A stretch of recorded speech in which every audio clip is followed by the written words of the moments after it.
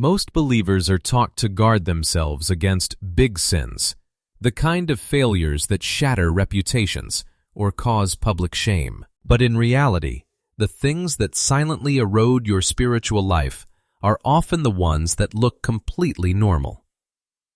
The deeper danger isn't just that you're occasionally falling. It's that you are being trained to drift every single day by habits you've stopped fearing. In the next few minutes, we're going to uncover the mechanics of these small deviations, identify the signs of a hardening heart, and find exactly where true renewal begins. Think about the moment you wake up. Instead of seeking a quiet moment with God, your first reflex is to reach for your phone and let yourself be swept away by a flood of notifications. It seems like a harmless habit of the digital age, but deep down, you're starting to feel a growing tension. You still believe, you still attend church, and you still go through the motions, but the spiritual sensitivity you once had feels like it's wearing thin. Your life looks fine on the surface, but your actual reflexes are moving in a different direction than your faith. This video is here to help you recognize the patterns quietly shaping your soul and show you how to reclaim your responsiveness to God before the silence becomes permanent. If this resonates with you, let me know in the comments below. To understand this clearly, we need to begin where the drift actually starts, with the small things that are silently training you. It's not the things you fear most that are destroying you. It's the things you've grown so used to that you no longer see them as a threat. Most of us don't drift away from God because of a massive scandal or a sudden catastrophic fall. We drift through the normalization of small deviations, a casual complaint every morning, an aimless scroll through your phone the moment you wake up, or that repeated hesitation when you feel a nudge from the Holy Spirit, one you know you should obey. Why are these so dangerous? Because they don't trigger your internal alarms. We guard the front gate against the big sins, while leaving the side door wide open to these small habits. But remember, your spiritual life isn't built on the mountaintops of big decisions. It's built in the valleys of your daily reflexes. Proverbs chapter 4, verse 23 reminds us, "Keep your heart with all diligence, for out of it spring the issues of life."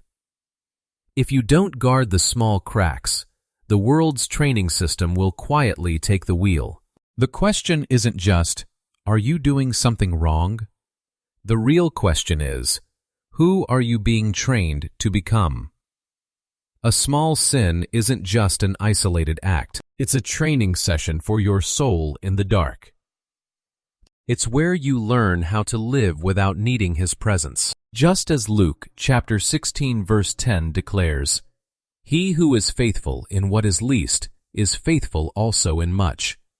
And he who is unjust in what is least is unjust also in much."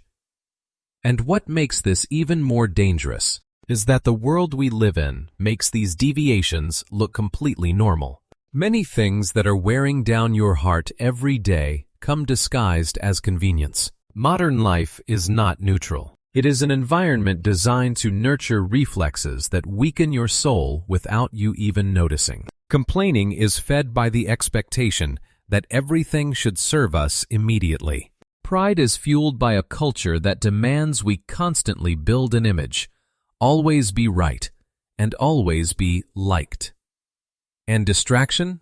It's powered by an attention economy that is starving for every second of your focus. We wake up and reach for our phones before we even seek God's presence. When we're exhausted, we reach for numbing agents instead of finding true rest in Him. We tell ourselves, "I'll get serious about my faith when life slows down." But listen, delayed obedience is, in reality, a form of disobedience. Ephesians chapter 5 verses 15 through 16 warns us, "See then that you walk circumspectly, not as fools, but as wise, redeeming the time, because the days are evil." The environment doesn't force you to sin. It just makes drifting look completely normal. It is a catalyst, but the reaction is your own spiritual responsibility. Don't let yourself be carried away. As 1 Corinthians chapter 10 verse 23 says, "All things are lawful for me, but not all things are helpful." If we aren't vigilant, we will start calling the very things that make us weak just normal life.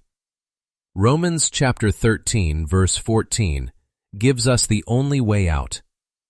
"But put on the Lord Jesus Christ, and make no provision for the flesh to fulfill its lusts." But the environment is just the outer layer. What truly matters is what is being repeated inside of you. The thing you repeat the most will eventually speak louder than the faith you profess. We often mistake sin for isolated events, but in reality, it is a process of accumulation. One complaint isn't just a burst of words if repeated. It becomes the lens through which you view your entire life. One defensive reaction isn't just a momentary impulse if repeated. It builds the very structure of pride within you. And one act of procrastination isn't just being late. If repeated, it becomes the blueprint for avoiding obedience altogether. You need to distinguish very clearly between a momentary stumble and a pattern that is taking shape. An occasional failure is weakness, but consistent repetition is training. What's terrifying isn't that you're occasionally wrong, it's that you're becoming consistently aligned in the wrong direction. James chapter 1, verses 14 through 15 describes this path perfectly. "But each one is tempted when he is drawn away by his own desires and enticed. Then, when desire has conceived, it gives birth to sin, and sin, when it is full grown, brings forth death." Sin never stands still. It grows up. It matures and occupies every inch of space inside you. Ask yourself, what is actually sculpting your soul? Those few minutes in a church pew, or the thousands of tiny reflexes you perform every single day? When you scroll mindlessly for hours, you are training your mind to lose its ability to be still before God. When you promise to obey tomorrow, you are training your heart to grow numb to His voice. Galatians chapter 6, verses 7 through 8 declares, "Do not be deceived. God is not mocked. For whatever a man sows, that he will also reap." We cannot sow small habits and expect to reap a massive faith. It is impossible. Hebrews chapter 3 verse 13 warns us, "Exhort one another daily, lest any of you be hardened through the deceitfulness of sin." Sin always entices us with its smallness, only to end in a hardened heart. And once a pattern has been there long enough, it no longer just affects your behavior. It begins to completely desensitize your spiritual senses. At this point, you need to look directly at the truth. You aren't just struggling with a few bad habits. The reality is, you are engaged in a daily training of your soul. Every tiny reflex, every choice to remain silent or to speak, is pushing you in a specific direction, either closer to God or drifting further away. There is no standing still in the spiritual life. This is no longer just moral advice. This is a matter of survival for your soul. If these small patterns have already started to take root and shape who you are, then how do you know you're still okay? What are the signs that you're losing your sensitivity to God, even while you still think you're doing just fine? The most terrifying thing isn't that you're doing something wrong. It's that you're slowly losing the ability to feel that it's serious. Spiritual hardness rarely starts with an open rebellion against faith. Instead, it comes through a quiet process of erosion. You still go through the motions. You're still there on Sundays, but your heart has lost its original softness. You still hear the word, but you no longer let it penetrate your private corners. You still worship, but the internal response is nothing more than an empty echo, You know what is right, but you no longer feel any urgency to do it. This stage is incredibly dangerous because on the surface, you still look fine. It's so easy to reassure yourself with religious routines. Mark chapter 8, verses 17 through 18 asks a haunting question.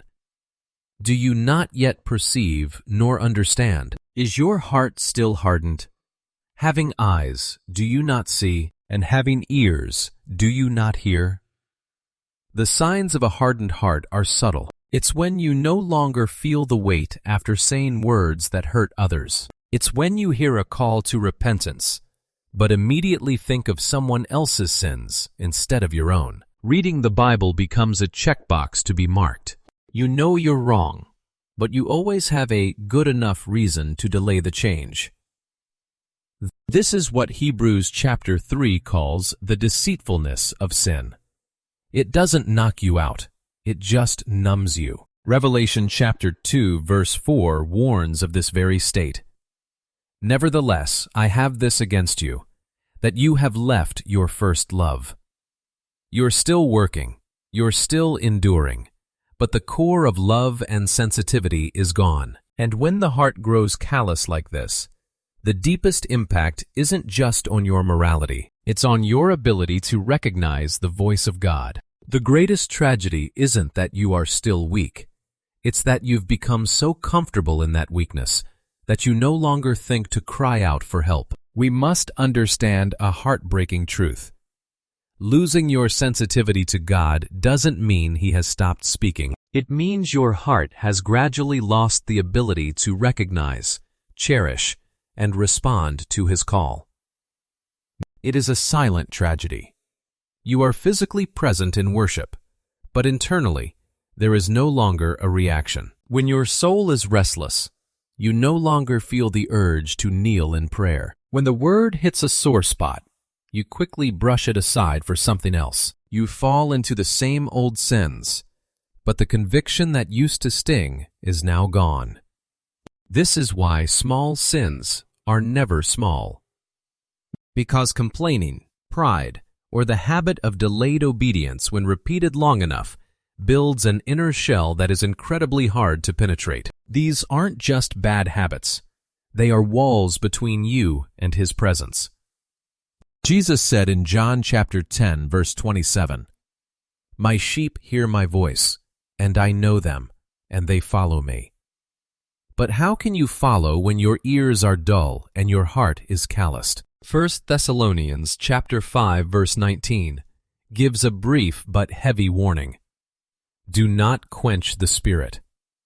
Every time you choose to ignore a tiny nudge, you are pouring cold water on the fire of the Holy Spirit within you. The holy trembling we should feel before our Creator has been replaced by a dangerous indifference. Hebrews chapter 4, verse 7 reminds us, "Today, if you will hear His voice, do not harden your hearts." Do not let the patterns of this world mold you into a believer who has the form of godliness, but has lost the vital connection to the source of life. But even here, God's goal is not to drive you into shame. It's to draw you back into life. You don't lose God in a day. You lose your sensitivity to Him, one tiny piece at a time. Healing usually begins the moment you stop calling your sin no big deal. You need to know this.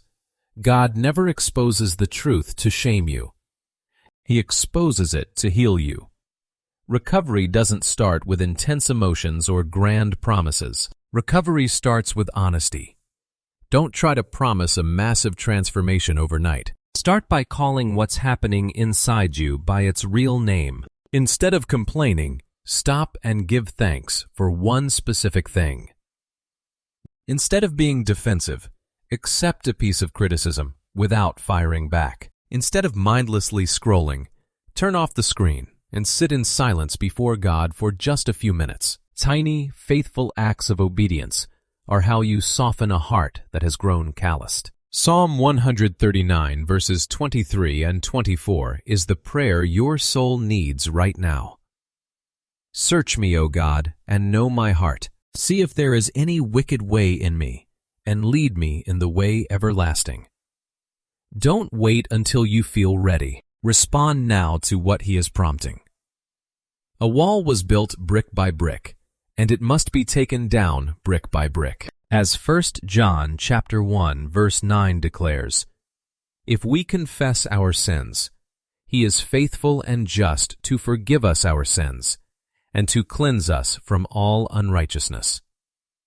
Stop making excuses. Stop numbing out and start obeying in that one thing you've been putting off for so long. This is how you reclaim your spiritual sensitivity. And when a person stops downplaying what God is pointing out, that is usually the moment real renewal begins. In the end, we see that our spiritual life isn't just threatened by major crises, but by the tiny, daily reflexes that shape who we are becoming. True renewal begins the moment you stop downplaying those small deviations and choose to respond to God's nudge with absolute honesty. If you've stayed with this message until the very end, I believe you are someone who is serious about spiritual maturity, someone who is ready to let God touch even the quietest corners of your heart. Here we walk slow but real, deep but not heavy, as we grow in a faith that is lived out,